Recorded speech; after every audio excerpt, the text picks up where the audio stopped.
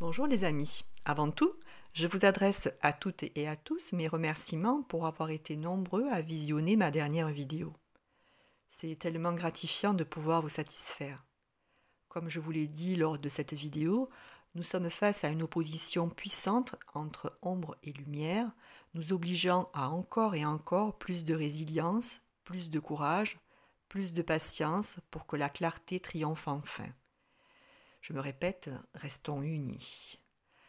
Je souhaite la bienvenue à vous les nouveaux abonnés qui me faites confiance, une infinie gratitude.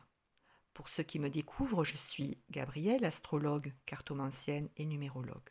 Je vous remercie d'avance de partager mes vidéos, de vous abonner et de cliquer sur le pouce en l'air si vous aimez mon travail. La pleine lune du 16 mai 2022 aura lieu à 4h14 heure de Greenwich.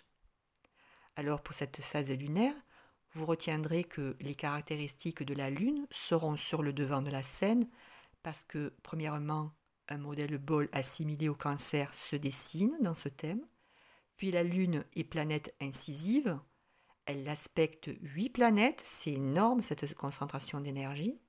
Ensuite, on observe un bateau qui se dessine, il y a une éclipse lunaire et la lame de tarot représentée en numérologie, c'est aussi la Lune. C'est donc cette lune en scorpion qui va occasionner un débordement d'émotions, mais pas que. Commençons par le modèle Ball. Toutes les planètes sont réparties sur 190 degrés. Nous allons être motivés par les crises et les difficultés, nous allons y mettre tout notre cœur pour les dépasser. En fait, nous nous lançons concentrés dans une mission pour une grande cause. L'énergie utilisée ici pour y arriver est immense.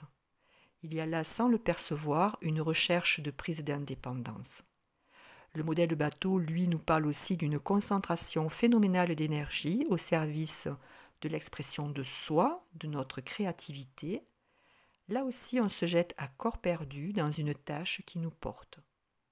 Attention, dans ce bateau inversé, il y a Pluton, Uranus, donc le bateau tangue, ça bouge, la mer n'est pas calme.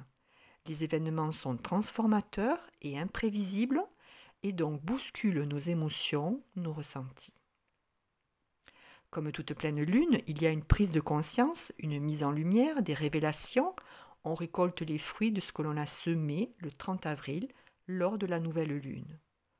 Or, nous avons une éclipse lunaire très puissante qui va prolonger les effets de cette pleine lune sur au moins 3 mois. Tout dépend, comme toujours, sur votre thème personnel, si vous avez un axe ou des planètes personnelles en lien direct avec l'axe soleil-lunaire. Ensuite, la Lune est planète incisive et aspecte 8 planètes, ce qui renforce les effets lunaires. Or, la Lune est en chute en Scorpion. Elle réprime nos besoins, nous asservit, nourrit notre dépendance, notre passivité. Il va donc être important de nous écouter, de méditer, de nous poser les questions comme quels sont nos besoins, comment je peux vibrer à nouveau, comment je peux m'occuper de mon corps tout simplement. Ces questions, on va se les poser, car la Lune est opposée à la triplette Mercure-Soleil-Uranus, triplette qui renforce le Soleil. Donc l'éclairage est beaucoup plus puissant que lors d'une pleine lune lambda. Il y a une exacerbation de notre volonté, une implication pour arriver vers un but fixé. Donc si la dépendance, les habitudes nous pèsent, deviennent insupportables, alors on va revendiquer une autonomie en rejetant tous les appuis de nos proches ou de relations de travail. Il y a un ras-le-bol suivi d'une prise de distance. On peut quitter le foyer car on fuit l'agressivité de l'autre. Pour nous accompagner dans cette prise d'indépendance, la Lune forme un trigone à Mars, Neptune et Jupiter, et cette triplette va donner l'impulsion, l'énergie, faciliter la mise en place de ce départ, conférant calme et sérénité dans l'organisation ou la réorganisation de nos habitudes, de notre vie de tous les jours. Nous pourrons faire confiance à nos intuitions, à l'improvisation, car même si le désordre existe un peu au départ, on va s'adapter et équilibrer les situations les plus compliquées. On peut pour certains s'ouvrir à de nouveaux plans de conscience, à des états de voyance. Pour d'autres, on se laisse porter par la rêverie, l'inspiration, la contemplation. Peut-être pourrions-nous avoir des opportunités d'ordre social qui viennent à nous sans effort. Le transit peut générer aussi des actions humanitaires, de la générosité au sein d'un collectif. Nous sommes poussés à se mobiliser, à combattre pour autrui, pour la reconnaissance de nos droits, pour faire respecter les lois. Il y a une très grosse énergie pour tout ça. La Lune est en sextile à Pluton. Ici aussi, malgré la complexité de la ou des situations, le changement de notre rythme de vie est inévitable, de l'ordre de la fatalité. Nous allons nous adapter malgré le côté angoissant de la chose. Même si cette pleine lune est en carré à Saturne, apportant ses lots de blocage, de ralentissement dans cette prise d'indépendance, ce Saturne n'est pas dominant dans ce thème, mais quand même, il y aura de la fatigue, du surmenage, de l'abattement, car le transit complique notre évolution. Nous éprouvons un sentiment de frustration car notre progression se veut lente.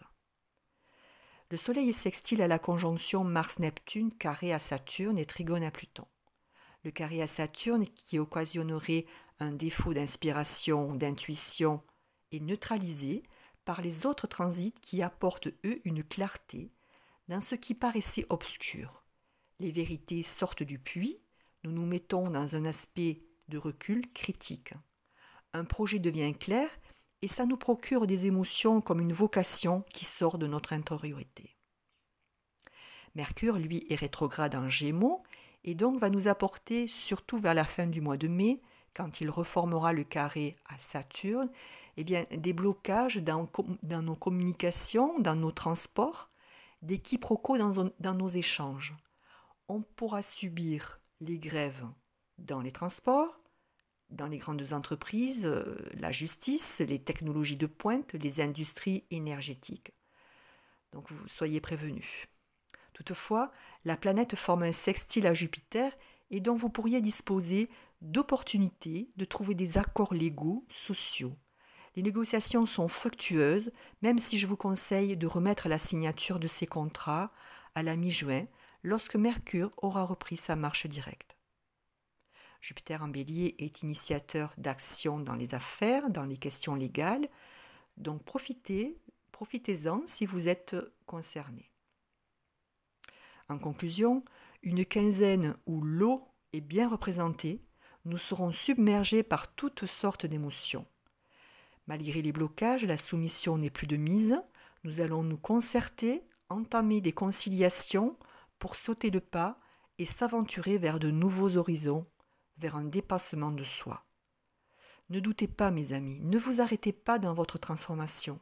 Votre reconstruction vous place sur le chemin de la guérison, de l'harmonie. Les signes concernés par cette pleine lune seront encore les taureaux 2e et 3e décan, les scorpions dernier décan, les poissons 3e décan, les capricornes dernier décan, les verseaux dernier décan et les gémeaux 1er décan. Vous pouvez consulter votre thème et regarder dans quelle maison se place cette pleine lune pour connaître le secteur concerné. Alors en numérologie, lorsqu'on ajoute tous les chiffres pour le 16 mai 2022, soit 1 plus 6 plus 5 plus 2 plus 2 plus 2, on obtient 18 et 9. Comme je vous le disais en début de vidéo, le 18 est représenté par la lune dans le tarot de Marseille. Donc nous avons ici toutes les émotions qui remontent à la surface. Il y a du mouvement dans notre vie de tous les jours, une certaine instabilité. Nous mettons un focus sur notre vie intime, notre foyer, nos proches. Mais la lune peut aussi nous faire prendre des vessies pour des lanternes et donc nous induire en erreur avec des désillusions à la clé. Elle porte aussi à la rêverie, aux retraites en solitaire. Avec le 9, on retrouve l'ermite, qui lui, grâce à sa lumière intérieure, avance, chemine doucement, mais sûrement. Nous cherchons au fond de nous, c'est une réelle exploration de soi qui nous est proposée. Elle peut aussi mettre sur notre chemin un mentor, un sage, pour nous guider sur notre chemin. Mes amis, je vous remercie encore et toujours plus de me suivre sur cette chaîne, votre chaîne car vous l'animez. Merci aussi de vous abonner en cliquant sur la cloche et d'actionner le pouce en l'air si vous aimez ma lecture. Je serai à nouveau présente dans 15 jours pour l'étude de la nouvelle lune du 30 mai 2022. D'ici là, privilégiez l'ancrage, la méditation dans la nature pour calmer le flot des émotions qui s'en vient. N'hésitez pas à me contacter par mail aveniretsymbole@orange.fr pour me confier vos ressentis. Bises à toutes et à tous et à très bientôt.